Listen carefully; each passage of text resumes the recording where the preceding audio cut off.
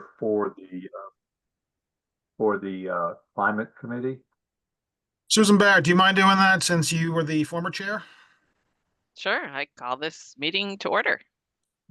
Order. What do you need from me? And I'll call the meeting order on behalf of the Commuter and Passenger Rail Committee. Thank you all for being here today. As Hannah said, we can, I'm willing to continue past 3 o'clock if necessary, but if people have to leave at 3, give a shout out if you have a burning question you need to get in before you leave.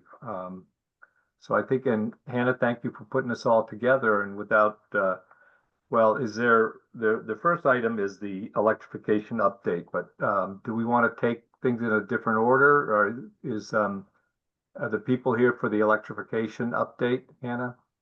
I see Alistair. So I guess we can go in the regular order. That would be Alistair, right? For the electrification update. You can go ahead, Alistair, if you're ready for that. If you give me a second, I just want to. Sure. Well, we could do the schedule update if folks are. Is Mike here and the Keolis folks to do that? It's hard to see that there's a lot of people. I can here, see Alana, but and Paula. All right. Well, why don't you?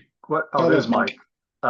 Mike, do you want to take things out of order? Do the fall schedule update quickly, or yeah, that would be not fine. So quickly? I don't know.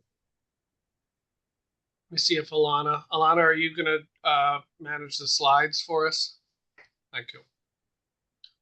So maybe we'll go to that last slide that you prepared, Alana, and I'll cover the fall schedule just quickly. And then if we want to, we have some other slides here on recent commuter rail performance and ridership and things like that. Not a lengthy presentation. And then we can get into Alistair's electrification, or we can go right to Alistair after I do the fall schedule and then come back to the other stuff. Yeah, let's go to, after you do the schedule update, let's go to Alistair, because I think that's what that's the main item. That works. Great. All right. Thanks, Mike. So unlike some of the recent schedule changes that we've done in past spring and fall seasons, this one is not adding any additional service or making any service reductions or significant changes, alterations, expansions, anything like that. This fall schedule change really preserves the existing service level on all lines and is making operational tweaks where we know we have issues where trains conflict with each other and cause operational problems, i.e. lateness. We also, every fall season, add some additional trip duration time, a few minutes here and there, to accommodate slippery rail, which is a seasonal phenomenon involving leaf fall onto the tracks, and it causes low adhesion from the wheels to the tracks, and it affects on-time performance. So we've actually taken a lot of measures in past years and had really good results with dealing with slippery rail. We use wash trains in non-revenue service hours to clear the railheads, and we also have employed a new technology in the form of a laser train, which, if anybody's interested in that, John Colleen can say more about that.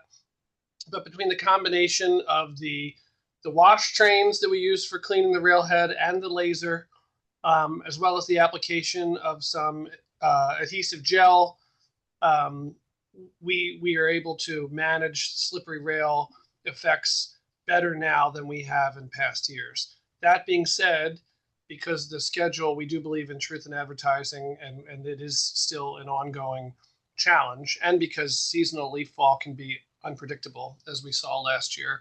We had sort of a late leaf fall last season where the leaves stayed on the trees unseasonably long and then all fell at once. We do add those minutes for slippery rail. The only other notable change in this fall schedule is that we are still dealing with the effects of damage that was done at a key interlocking on the south side. It's called reed interlocking. And we had an incident that you may or may not have read about in the news or on MBTA customer communications, that we had an Amtrak catenary wire come down on our signal bungalow at Reed Interlocking. It's a critical location where 4 lines come together and merge with the Northeast Corridor on the south side. and the down catenary wire completely fried our signal bungalow. It was fully engulfed in flames. Everything inside was destroyed. And so we've been working with Amtrak to get all of that replaced and get regular service restored on those south side lines ever since that incident occurred. So we've managed through it mostly and restored most of the service. We are still operating on a slightly different schedule on the Providence, Stoughton, and the Fairmount lines due to the impacts of that incident that happened a couple of months ago. So that's a temporary situation in the fall schedule. As soon as this work is completed at Reed Interlocking, ideally by the end of this month, perhaps in November, we will implement the fall schedule change that was planned for the Providence, Stoughton, and Fairmount lines. You'll see here at the bottom, we were also able to add some evening trains on the Rockport branch, the Lowell line, and on the Haverhill line. Other than that, though, compared to past schedule changes where we introduced higher frequency services, added late night service, expanded to new lines, open new stations, things of that nature, we're not in a position to do any of that this fall. Part of that is in looking ahead to the World Cup, which will be next summer, and everything that we need to do to gear up for providing a robust special event service to Gillette Stadium, soon to be renamed Boston Stadium for the purposes of the World Cup. So I'm happy to take any specific questions about the fall schedule change, but the overarching theme here, no real significant changes and no new service added. Right. Any questions? If anybody sees someone raise a hand, I can't see everybody's picture at once here. So any questions for Mike on schedule update? And just a couple quick reminders, put your name in the chat if you haven't done it already, and actually be probably helpful to say which committee you're on. And I apologize for my bad video camera here. It's the one I found under the desk and put on, but I guess there's a reason it wasn't in use, but anyway. So, I actually all had a quick question. sure. What is the need that the late train to Rockport is serving? And is it just weekdays? It is just weekdays. John or Alana, do you want to chime in? There's two reasons why we typically change the schedule in that way. One is if there's very specific local demand. Sometimes the latest train on a particular line is out of line with the later service on all other lines. As it happens, this departure time to Rockport at 11:55 p.m. is not actually out of line with the last train, the last outbound train on every line. So I would have to familiarize with my schedule. I don't know if this is an adjustment from an earlier departure, if we're slotting another later departure in to meet some unmet demand and to be consistent with the rest of the service. But typically the last train of the night on any line is pretty close to midnight. But John, I don't know if you want to add any color there. Not much color. I think this one it removes the need for changing trains on that service. I think there was an equally late previous train we'd have to change, I think, at Beverly for At Beverly. Yeah. You're right. This was to eliminate a cross-platform transfer effectively from a Newburyport train to a Rockport train in order to get the later service, right? Yeah. Thank you. Great. All right, if there's no other questions on the schedule, we'll move to the electrification update.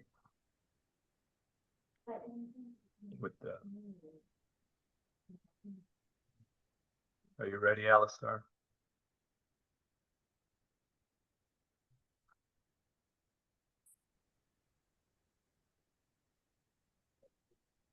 Seem to have lost you all, but hey. So I know some people have had some of this already, but I thought I'd try and give a common basis to everybody. There we go, got all of you.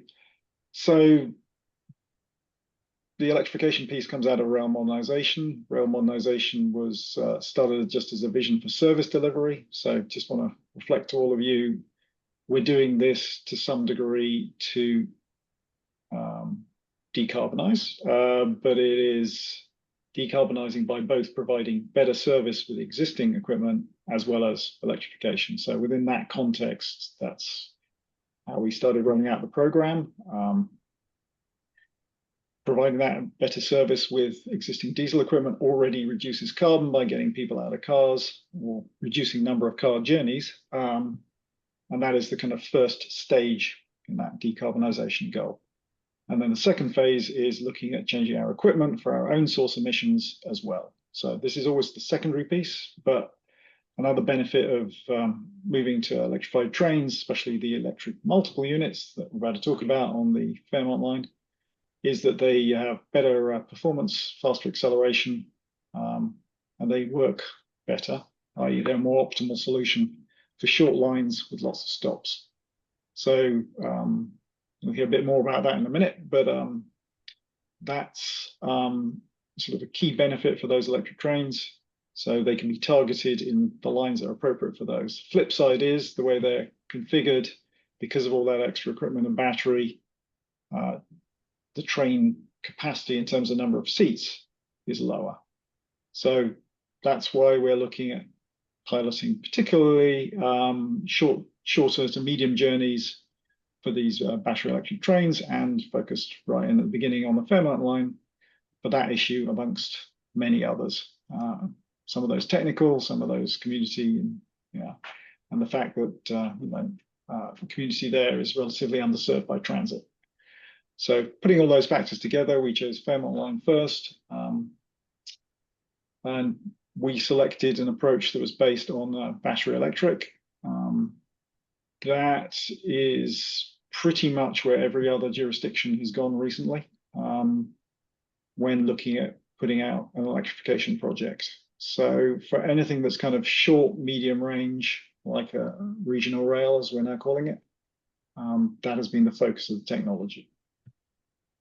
So moving on to the actual Fairmont line piece, there we have the benefit of the existing Northeast corridor coming out of South Station. Don't think I have that picture, but the corridor goes in two directions. It goes along south towards Providence, but it also goes directly south for a section towards the Old Colony branch and the Fairmont line to serve the Acela Amtrak yards. So we already have this significant section of Camry there. So when we put out this project, that was going to be the basis of the electrification.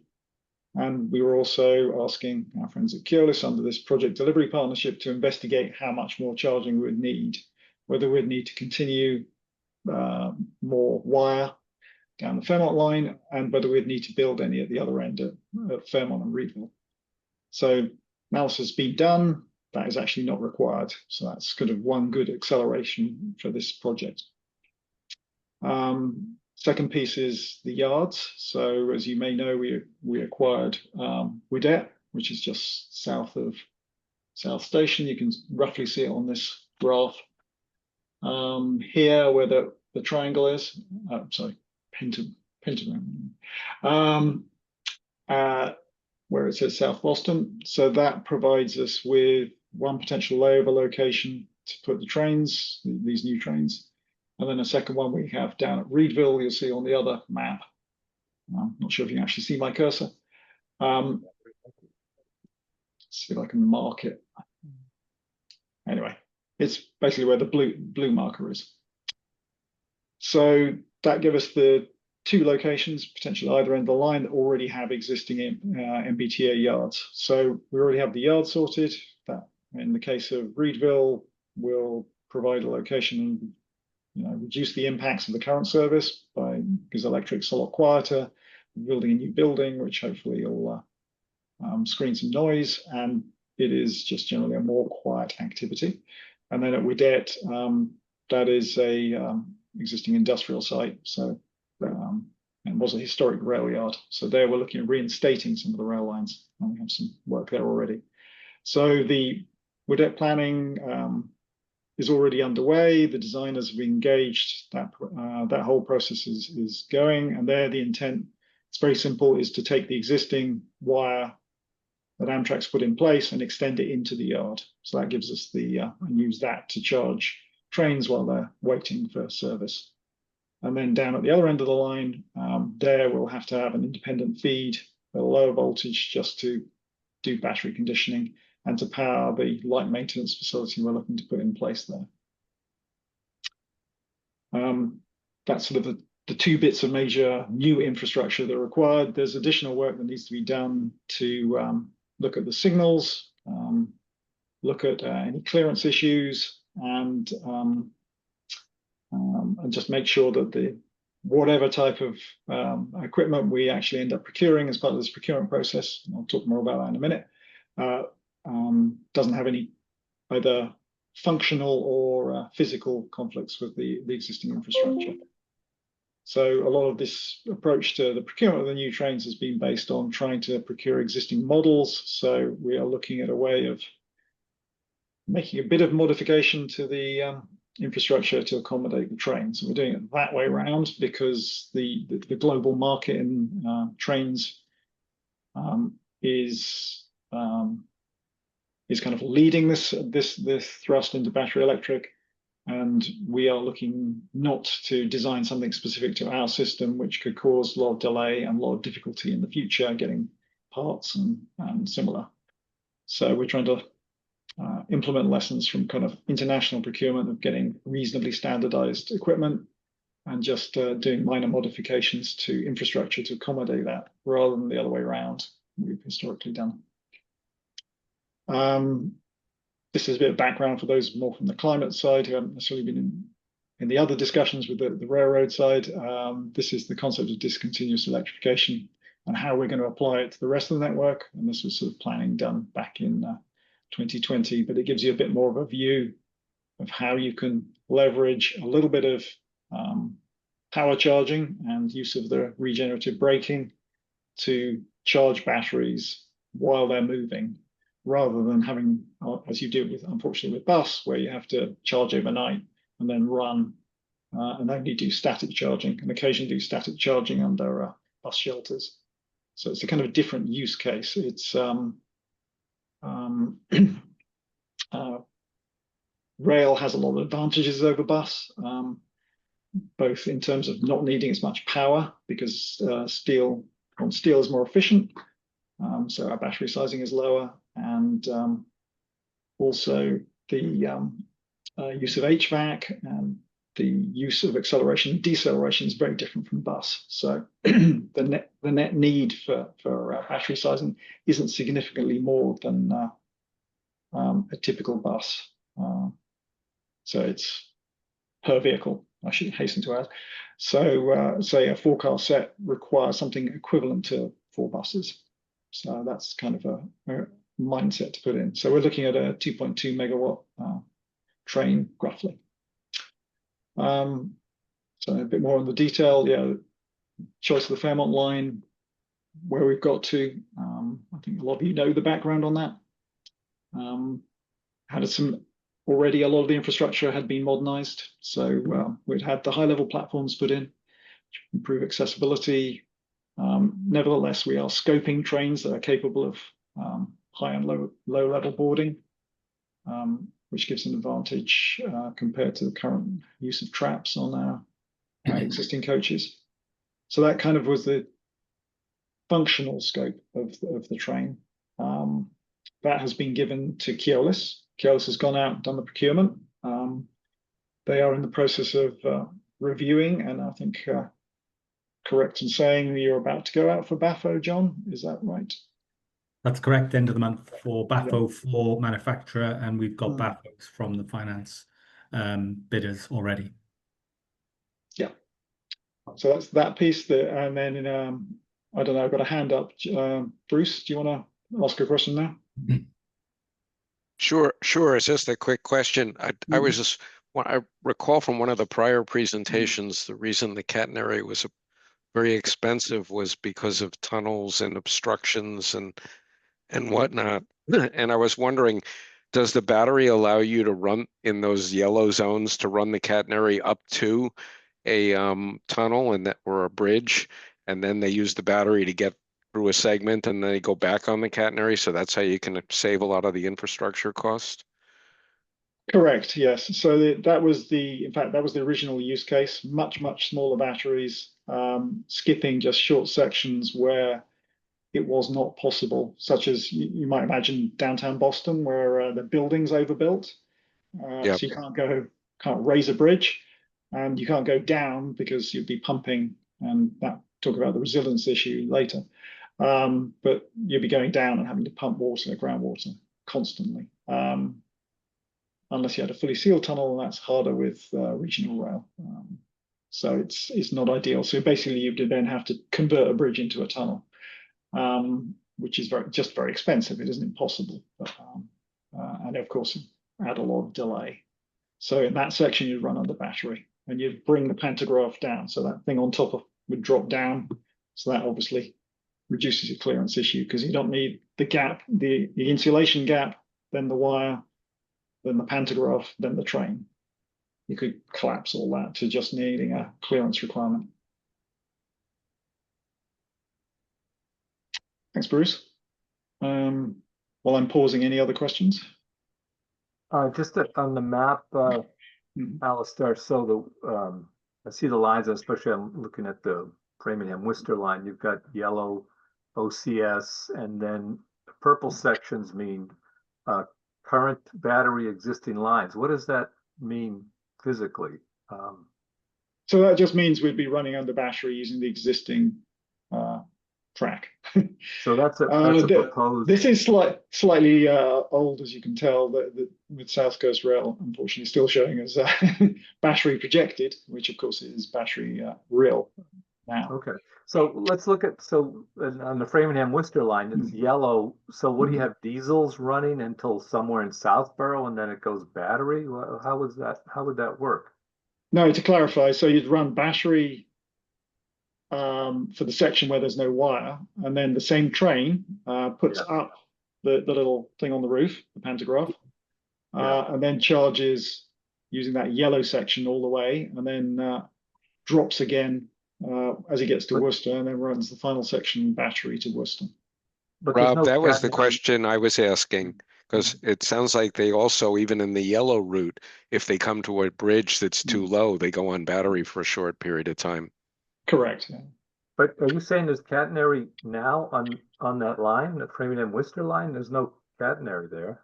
Correct. This is the proposed catenary. Oh, this is all your proposed. This is the plan stuff. The orange bit is the existing. So that's why Fairmont works, because we can use the existing. Right. Okay. So this is, and what's your schedule for that? That's what project. Well, that's a very good question. So as we've been planning, this is the original plan from 2022, based on a smaller battery size. So in fact, we wouldn't build anything like this. So as each year goes on, the battery capacity gets stronger, and the amount of potential need for catenary is going down.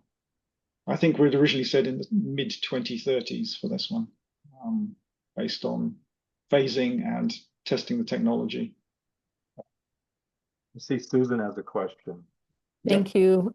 So a bunch of the lines show a proposed charging station at the end, and others don't. Is that because the other stations already have electrification systems set up to charge?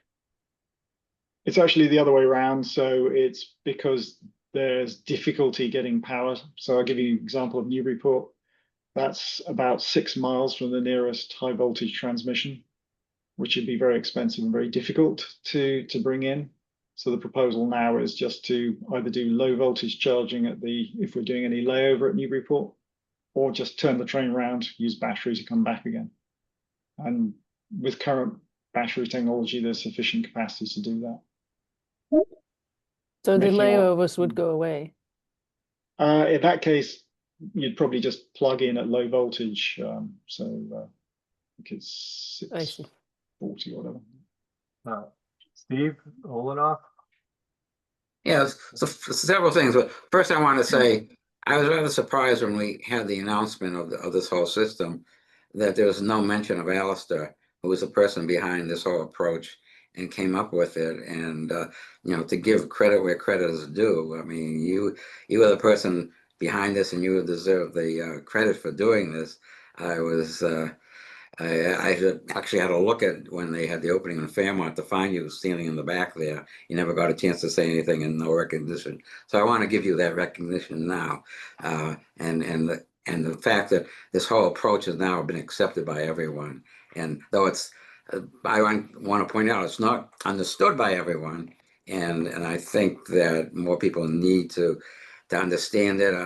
Reading the comments in the Boston Globe, they didn't do a very good job of explaining it at all, and most people think that that the trains just run on battery alone. They don't have catenary, and they seem to get plugged in at the end. That was a conception of all that. So I just wanted to point that out also. And another thing is the choice of the Fairmont branch as the first one to do that.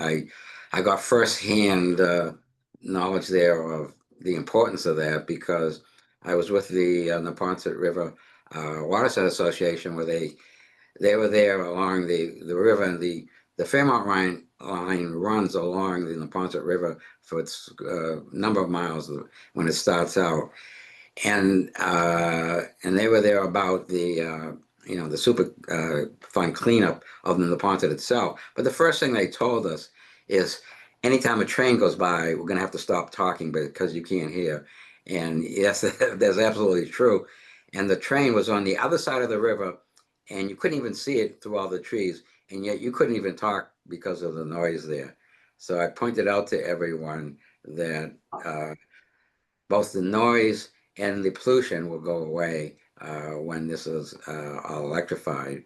And the people were aware of it, but they very much appreciated it. So I got to see firsthand the importance to that environmental justice community of choosing that. So again, I just want to congratulate the T and Keolis and Alistair for going forward with the Fairmont line as the first one to be electrified. Thank you.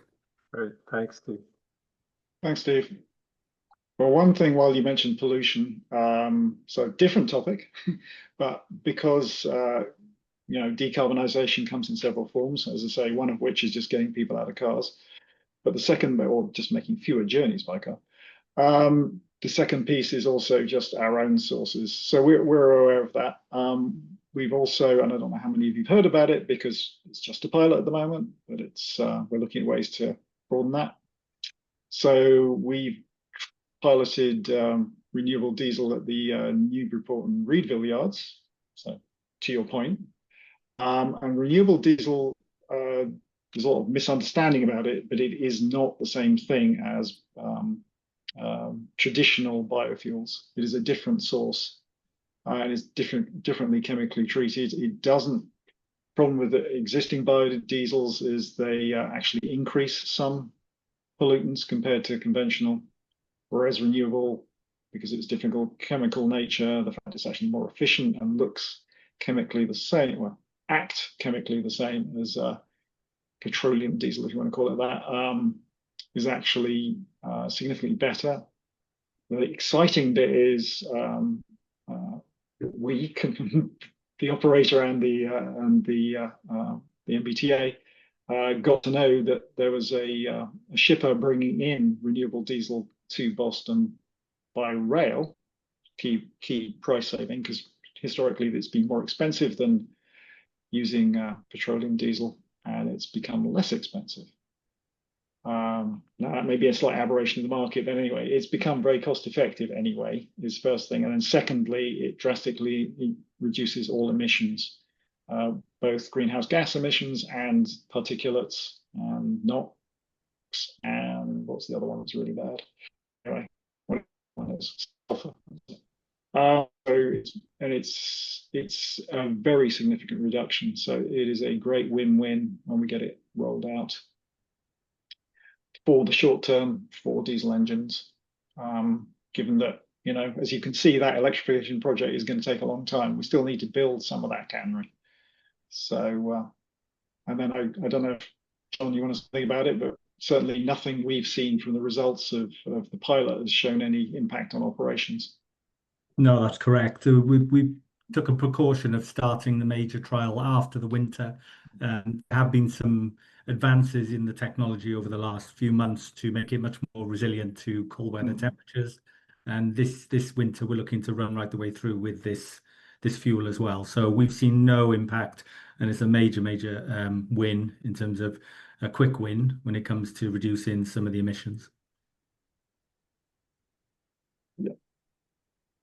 And then back to, so I can give you the full detail on the Fairmont pilot, but just go through the other pieces. So, as I say, unfortunately, we can't exactly talk about the vehicle right now because we're at the BAFO stage and it's a procurement, a live procurement, so we can't discuss that publicly. However, we're very confident and it's looking good still, and the design and the approach fulfills the functional specs we're looking at. So that's one good thing. Separately, we're procuring the financial side of things with the lessor. That's underway. And then the third piece is that light maintenance facility discussed at Reedville, which has several benefits, but one of which potentially, hopefully, could be a reduction in noise as well as the service itself being quieter. And just to remind everybody, we're not just bringing in these nice new trains, we're also increasing service frequency as well. So there'll be a better product for the riders too.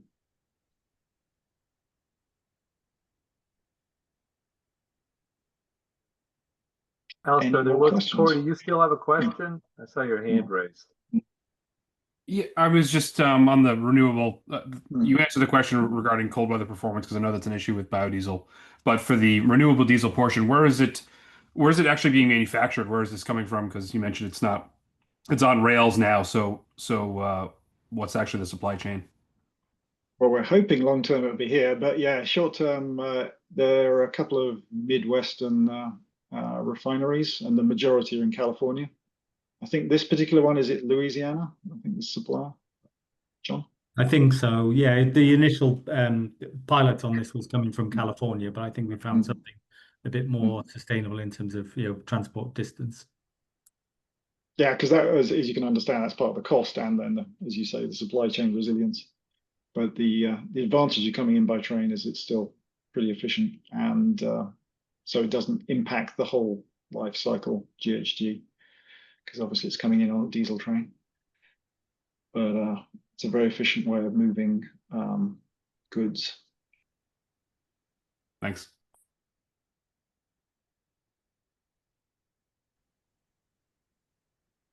So that's pretty much all I had on. Any questions or discussions for the electrification concept from folks? Just Cohasset, we're on the Greenbush line, and my apologies for not raising my hand again. I'll just jump in. It's nice to see progress here. Our community's been frustrated because a lot of the effort's been going to the electrification of buses. I kind of noted the original observation that more trains, is a decarbonization, but that's kind of doesn't seem to be the strategy on the bus side. So, it does feel like the trains have been continued to be a little bit of a back burner event. And for, the Greenbush line, where we have, to earlier point, trains that run right up against houses, and we have towns that have developed around a train line that wasn't in operation for the better part of 3 or more decades. This is something that our community is really waiting for eagerly. So I know that this is really pulling a rock uphill, but the efforts that you are making really mean a lot to my community in the South Shore. So thank you. Great. Thank you, Corey. I see Logan and then Bruce and Suzanne. So why don't we go in that order? Go ahead, Logan.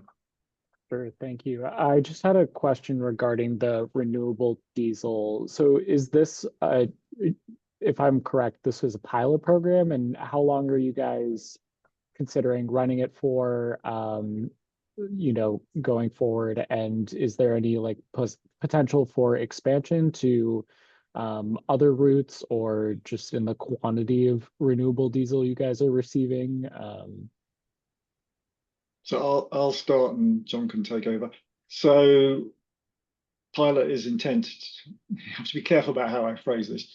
So we've got the authority for the pilot. We're actually looking at working with the state to do a statewide contract. So that's one approach. Then that would trying to structure it in a way that other entities and other transport providers can access the same pricing pool and everything else. But in doing that, we're trying not to lose the advantage, which is bringing in by rail. So we're, it's probably saying a bit more publicly than I really should, because it is potentially a procurement, but that's kind of the direction we're going. And the intent, certainly with the current pricing, is this is actually a win. And there's been a downward trend in the pricing. Now we've got the winterized performance. Okay, there's been a downward trend in the pricing, and petroleum diesel is a bit more volatile. So. Great, thank you. Bruce?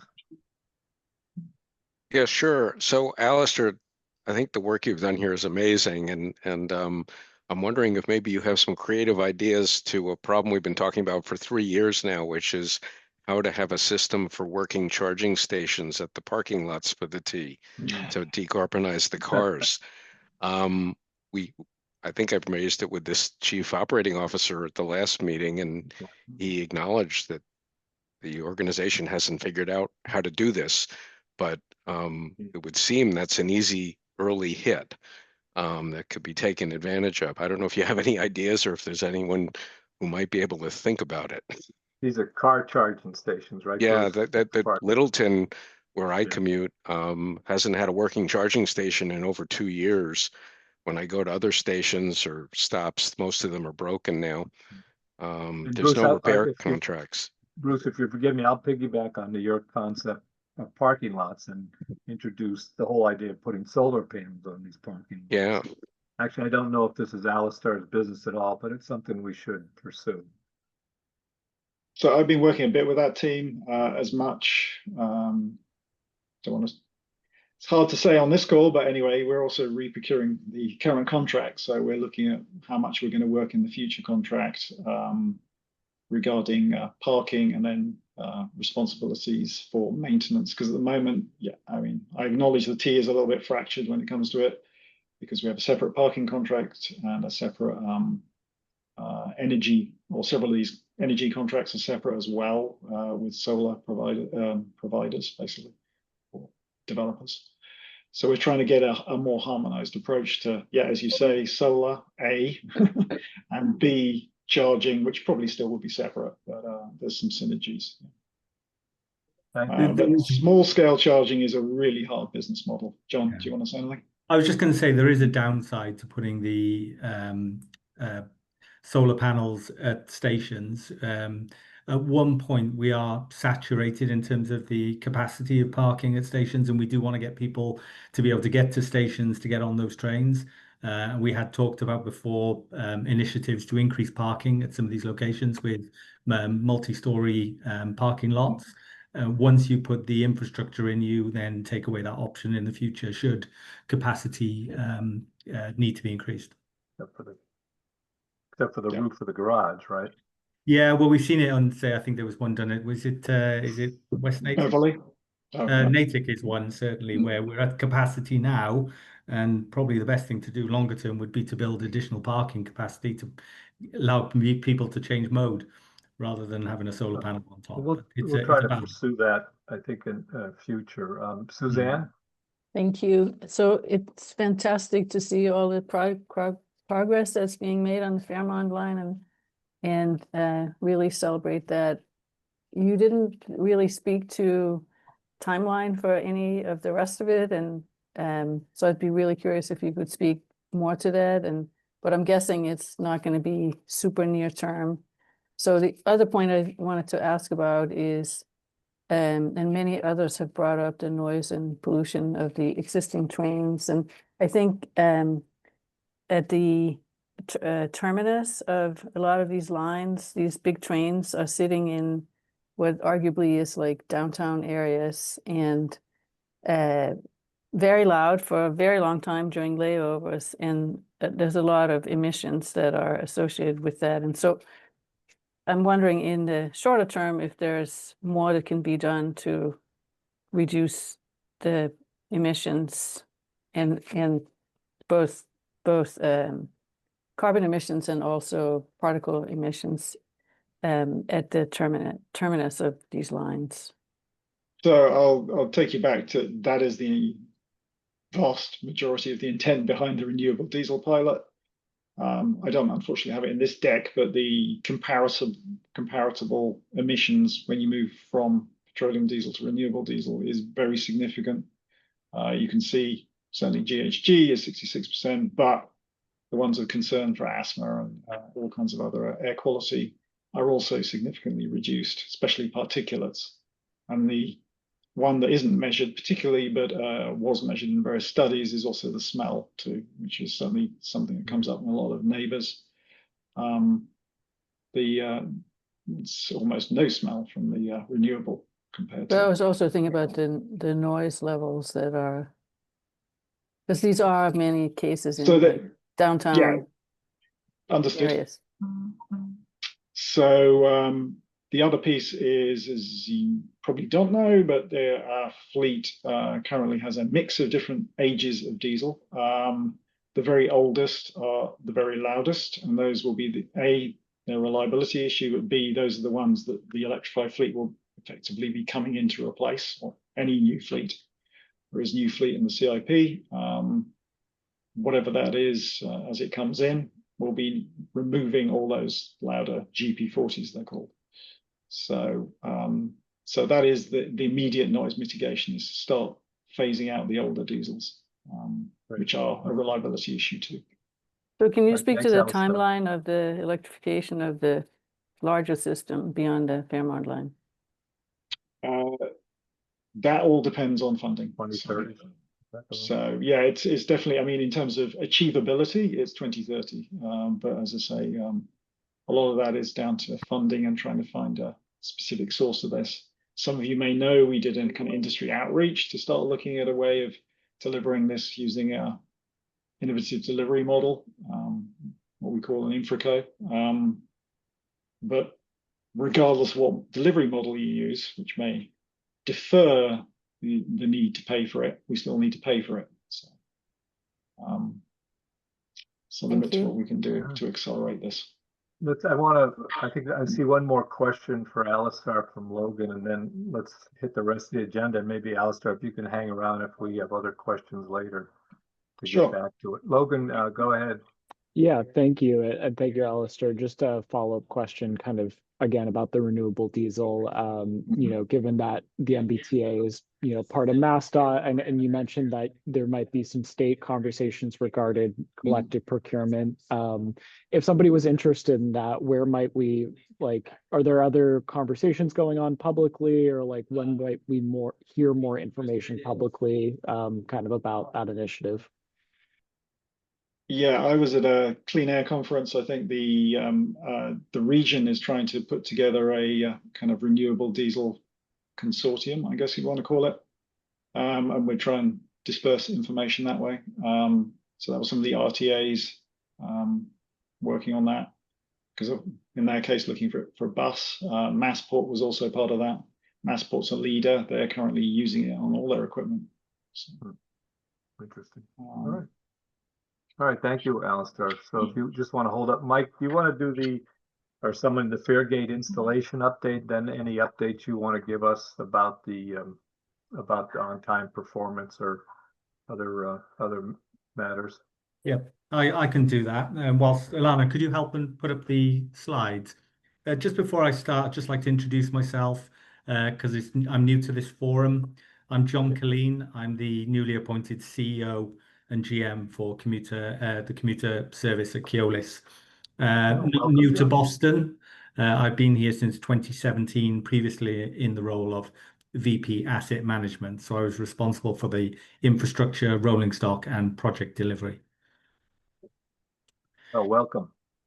So we'll take a quick look at performance. This is a look back over the last 10 years or so. This year we're tracking at 91.42. There's been an increase in performance over the decade.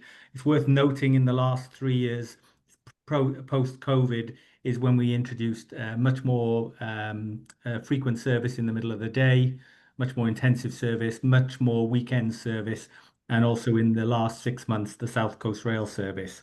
So the next slide, if we move on to, I think we'll just give a bit more color in terms of where we are in terms of performance on this year. So currently, September, we're at 93.02. Worth just noting that's the best September performance since the start of this contract. When you look back over the previous months, the biggest impact glaringly there is June. That was a consequence of the introduction of the South Coast Rail service, a complex schedule as it interweaves with the Old Colony service. And once we introduced the service, we found out there were some conflicts with the schedule that led to sort of compounding delays through the day that we couldn't stem. So in July, we put in a revised schedule. And since that's been put in place, we've seen performance grow to where we need it to be, very strong over the current month. In those numbers as well, so if you just go back in those numbers as well, it's worth just noting Mike mentioned Reed interlocking happened in August. We would have had the best performance in August ever, but we had a major hit because of Reed. But I think we worked very collaboratively with the MBTA and Amtrak in terms of coming up with alternative schedules, ensuring that we could get a seamless journey for the passenger as much as we could with the constraints of the infrastructure. There was also a very hot summer, as you all know, certain days, but the infrastructure stood up really well. A lot of the work where the MBTA have invested in replacing ties, replacing rail, moving to continuously welding rail has certainly paid dividends, and also other initiatives like introducing air conditioning at our signal bungalows. So we're really seeing the benefits of that over the summer period. If we move on to revenue and ridership.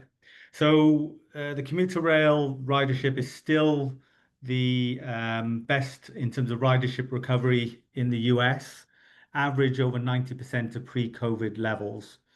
As we move into October, it's typically our highest ridership. We have everyone coming back from vacation, back to school, but also we have a huge surge in ridership out to Salem for the haunted happenings.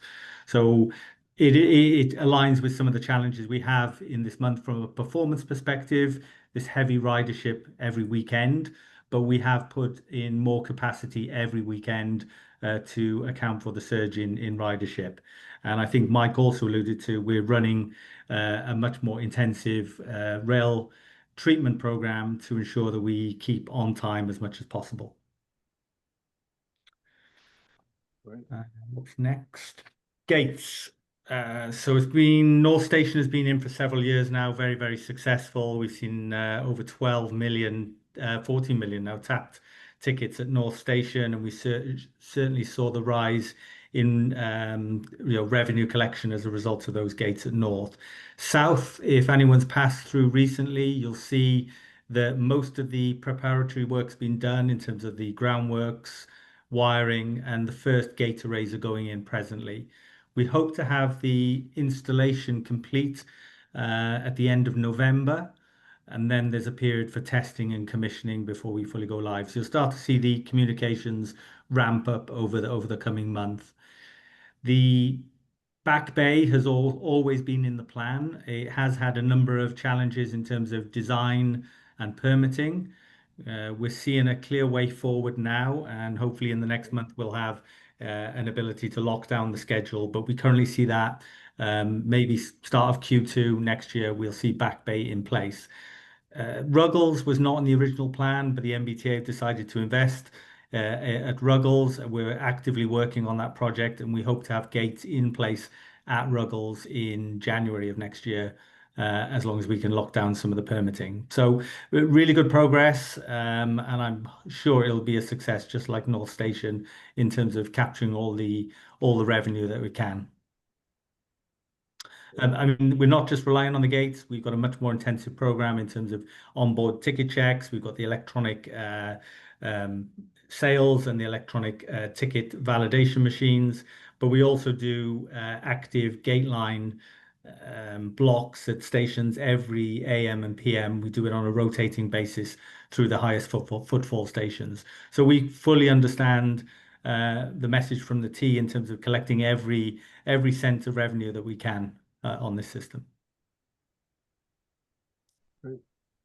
Thank you. John, is that your presentation?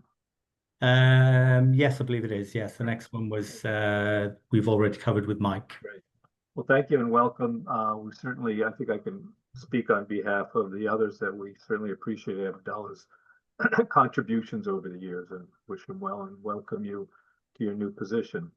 Thank you. Mike Muller, do you have anything to add before we just go into general questions or any other items that we haven't covered? Just briefly, there's one item I wanted to follow up on from an earlier meeting. There had been a question about the 30-minute service frequency that we're planning to implement on the Framingham-Worcester line. So in terms of timing, and let me first say, and I'll speak in a little bit more detail about this, there are a lot of things that need to happen during this process in order to be able to deliver this. The earliest that we would be able to implement the 30-minute frequency in both directions on the Framingham-Worcester line is by the end of calendar year 2026. So we would be looking, assuming that we get everything done that we need to get done in preparation for this, we would be doing sort of an off-cycle schedule change for the Worcester line only, the Framingham-Worcester line only, because we don't anticipate being able to do it. Certainly by spring of 2026, we also don't want to step on the World Cup, and we don't expect that we'll have everything done that we need by the normal fall schedule change timeframe either. So the earliest possible time that we'd be looking for implementation of that would be around the end of calendar year 2026. So what we're doing is we're upgrading signal infrastructure at 2 key locations, CP16 and CP44. We also need to increase the size of the locomotive and coach fleet, which is currently underway to deliver that service. Obviously, where you have more trains, you need more crews. So we're also recruiting and hiring additional locomotive engineers and conductors and assistant conductors. We also need to make some upgrades at our facilities to prepare for maintenance of additional fleet. So all of those things are in various stages underway now. As you know, we have other demands on the system in the form of planning for the World Cup, but just wanted to respond to that now. Sure. That planning is underway, and as we get closer, we will be doing outreach to Worcester line communities and electeds to let folks know. Well, Mike, it sounds like a big project. What was the impetus behind that to prioritize that kind of increase over other needs? Like who was pushing for this? So there is a whole suite of what we call no regrets investments as part of the regional rail program, where we can make sort of what you might think of as unsexy upgrades to railroad infrastructure, thinking about track capacity and signals, not electrification, not brand new technological advancements, but really targeted upgrades of key pieces of infrastructure that are known constraints for capacity on the system. So we have a list of those items for every line, basically, and they range in degrees of impactfulness to our ability to expand service. We had been in discussions for years, really, with the Framingham and Worcester delegation about increasing not just the reliability, but the service frequency on that line. There had been a Worcester line working group that looked at a lot of these investments.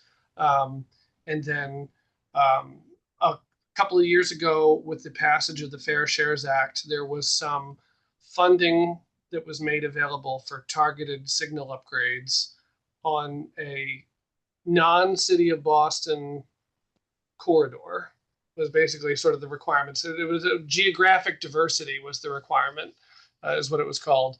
And we identified the Worcester Line signal upgrades as the most impactful location where we could use those funds.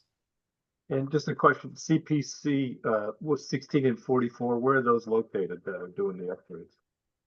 John, keep me honest here. I think CP16 is in Framingham and CP44 is further out near the end of the line in Worcester. CP44 is Worcester. CP16 is just on the border of Natick. It's on Natick. Natick. Oh, Natick and Framingham. Yeah. They're Framingham, across. for reference, Framingham CP21. Oh, Thank you. Based on miles. So. okay. I needed Thanks, to guys. defer to the former VP of Asset Management to help answer that question. Thanks.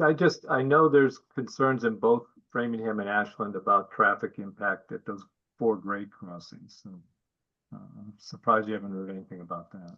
We have heard about it from the mayor of Framingham, who sits on our Yes. board and has some awareness. And it's something that we're aware of at a number of lines on the system where the regional rail plan supported by the administration and that's been called for by all stakeholders is for increased frequency of service. And where you have increased frequency, you have more trains. And where you have more trains, you have more frequent gate activations. So Yes. we are aware of that conflict, and it is something that we will have to manage together. Yeah, traffic impacts. All right, thank you. Bruce? I see Bruce has a Sure. question. I actually had a follow-up question on fare collection. A couple weeks ago, my wife was doing a round trip from out here, I guess from Littleton to Belmont, and when she went to purchase a round trip ticket, the conductor said, "Well, don't buy a round trip because they won't ask you for a fare on the way home." And she thought that was pretty astonishing. It's certainly contrary to everything that we instruct our conductors, and as we've had with the MBTA, if people see any infringements or issues, then they can be raised to us, and we will follow up with them. We do have trends and monitoring of all our conductors in terms of sales that they undertake, and we do take task with focusing on those at the lower end. So it's a constant battle, but those messages are certainly not supported by us, and we would certainly take action if we knew the exact details.